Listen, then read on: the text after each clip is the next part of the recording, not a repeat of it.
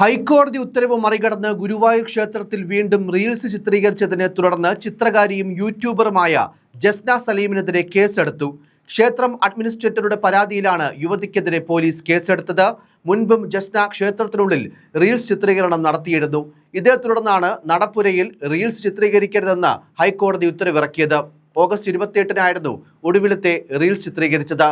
സമൂഹ മാധ്യമത്തിലെ പോസ്റ്റ് ശ്രദ്ധയിൽപ്പെട്ടതിനെ തുടർന്ന് നവംബർ 5-നാണ് പരാതി നൽകിയത്.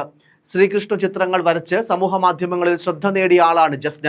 ഗുരുവായൂർ ക്ഷേത്രത്തിന്റെ കിഴക്കേ നടപ്പുരയിലെ ഭണ്ഡാരത്തിന് മുകളിലെ ശ്രീകൃഷ്ണ വിഗ്രഹത്തിൽ കടലാസ് മാല അണിയിച്ച് വീഡിയോ എടുത്ത് സമൂഹ മാധ്യമങ്ങളിൽ പ്രചരിപ്പിച്ചതിന് കൊയിലാണ്ടി സ്വദേശിനി ജസ്നയ്ക്കെതിരെ ഏപ്രിലിൽ പോലീസ് കേസെടുത്തിരുന്നു.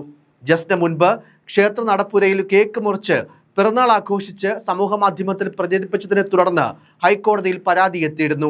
അന്ന് നടപ്പുരയിൽ വീഡിയോ ചിത്രീകരണം വിലക്കി കോടതി ഉത്തരവുമിറക്കി. മതപരമായ ചടങ്ങുകൾക്കോ വിവാഹങ്ങൾക്കോ ഒഴികെ നടപ്പുരയിൽ വീഡിയോ ചിത്രീകരിക്കരുതെന്നതായിരുന്നു നിർദ്ദേശം. ഈ വിലക്ക് നിലനിൽക്കുമ്പോഴാണ് വീണ്ടും ചിത്രീകരണം നടത്തിയത്.